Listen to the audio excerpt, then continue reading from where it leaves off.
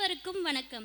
இன்று எனக்கு இந்த அருமையான வாய்ப்பை அமைத்து தந்த ஸ்ரீ பாரதி கல்வி நிறுவனங்களின் தலைவர் அவர்களுக்கும் செயலாளர் அவர்களுக்கும் என் பேராசிரியர் பெருமக்கள் அனைவருக்கும் என் நன்றியை தெரிவித்துக் கொண்டு 10 ஆண்டுகளாக எங்களுக்கு இந்த அருமையான வாய்ப்பை அமைத்து தந்த புதுக்கோட்டை கம்பன் கழகத்திற்கு நன்றியை தெரிவித்துக் கொண்டு என் உரையை துவங்குகிறேன்.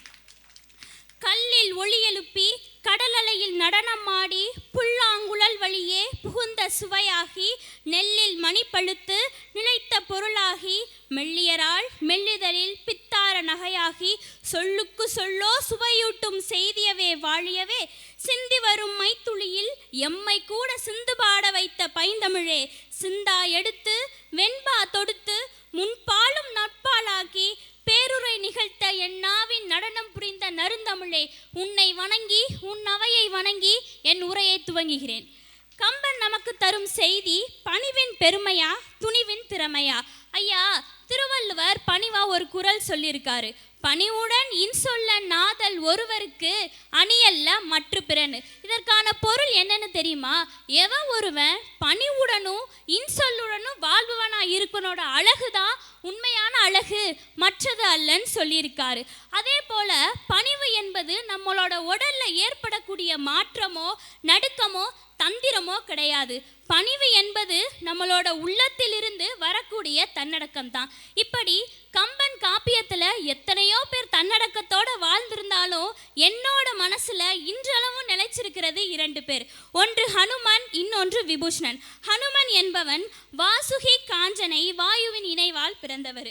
இவரோட வீரம் பற்றி சொல்லணும்னா எந்த பெரிய மலையா இருந்தாலும் தாண்டக்கூடிய அளவுக்கு வல்லமை பெற்றவராகவும் சின்ன வயசுலேயே சூரியனை விழுங்க முயன்ற வல்லமை பெற்றவராகவும் யுத்த களத்துல எத்தனையோ பேர் இருந்தாலும் அவரை கொன்று சாய்க்கிற அளவுக்கு சக்தியும் பெற்றவராக இருந்திருக்கார்.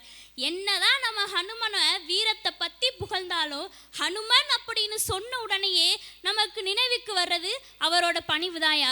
அவர் யார்கிட்ட பணிவு காட்டினாரு? ராமர் கிட்ட பணிவு காட்டினாரு. பணிவுக்கு எடுத்துக்காட்டா வாழ்ந்ததே ஹனுமன் தாயா. பணிவுக்கு எடுத்துக்காட்டா வாழ்ந்ததே ஹனுமன் தாயா. இதுதாயா அவரோட தனிச்சிறப்பு. அதே போல ஹனுமன் தன்னோட பணிவை எப்படிமா சொல்லுவாரு? என் தேகம் நாசம் ஜீவன் நாசம் அழிந்தாலும் கூட என்னுடைய ராம பக்தியானது எப்போதும் அழியாது என்று பணிவா சொல்லியிருப்பாரு. இதுக்கு என்னம்மா பொருள்? என்னுடைய உயிரே போனாலும் பரவாயில்ல, என்னுடைய உடம்பே அழிந்தாலும் பரவாயில்ல, என்னுடைய ராம பக்தியானது எப்போதும் நிலைத்திருக்கும் அப்படின்னு தாயா சொன்னாரு. அதே போல இலங்கையில சீதாமா இருந்தப்போ ஹனுமன் தான் முதல்ல போய் பார்ப்பாரு. பார்த்த உடனேயே நான் இப்படி இத்தனை கடலை கடந்து வந்தேன், இத்தனை அரக்கர்களை கொண்டு வந்து தான் உங்களை பார்த்தேன் அப்படின்னு அவர் சொல்லலை. அந்த இடத்துல கூட தன்னுடைய எல்லாத்தையும் குறைத்து கொண்டு தன்னுடைய சுவாமியான ஸ்ரீராமரதாய் அங்கே அதிகமாகவே பேசியிருப்பாரு.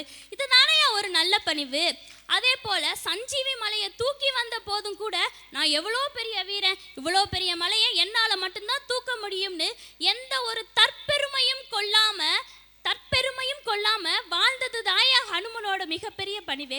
இது தாயா ஒரு நல்ல பணிவு.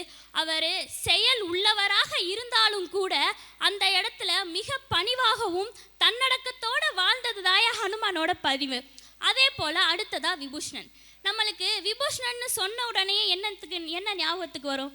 இலங்கையோட அரசன், ராவணனோட தம்பி. இவன்கிட்ட என்ன அப்படி பணிவு இருக்க போதும் தானே. அவன்கிட்டையும் ஒரு மிகப்பெரிய பணிவு உண்டு. என்னதான் அண்ணன் செய்தது தவறு என்று நினைத்தாலும் அண்ணன் பக்கிட்டு நிற்காம பகைவராக இருந்தாலும் கூட ராமனிடம் வந்து பணிவாக இருந்து மடியேறினான் அல்லவா, அதுதாயா விபூஷணனோட நல்ல குணமே. விபூஷணனை எப்படி நம்ம ராமனை 3 இல்லுக்கு உரியவன்னு சொல்லுவாங்களோ அதே போல விபூஷணனை 7 பண்புக்கு உரியவன்னு சொல்லுவாங்க. தர்மம், சத்தியம், பக்தி, அறிவு, தியாகம், நீதிமான்மம், வன்மையும் நிற்கும் உறுதி, இப்படி எல்லா பதிவும் உள்ளவராக இருந்தவர் தாயா விபூஷன். நான் உயிரோட இருக்கிறப்ப கூட நேர்மையின் உருவமாகவும் ஒழுக்கத்தின் உருவமாகவும் வாழ்ந்தவர் தாயா விபூஷணன்.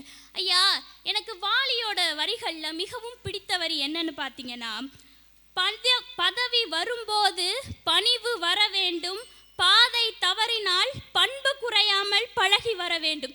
இந்த வழிக்கு உகந்தையானவங்களே ஹனுமனு விபூஷணன் தான் என்று கூறி பணிவின் பெருமையே கம்பன் காப்பியத்தில் நாம் நிலைத்திருக்கிறது என்று கூறி விடைபெறுகிறேன்.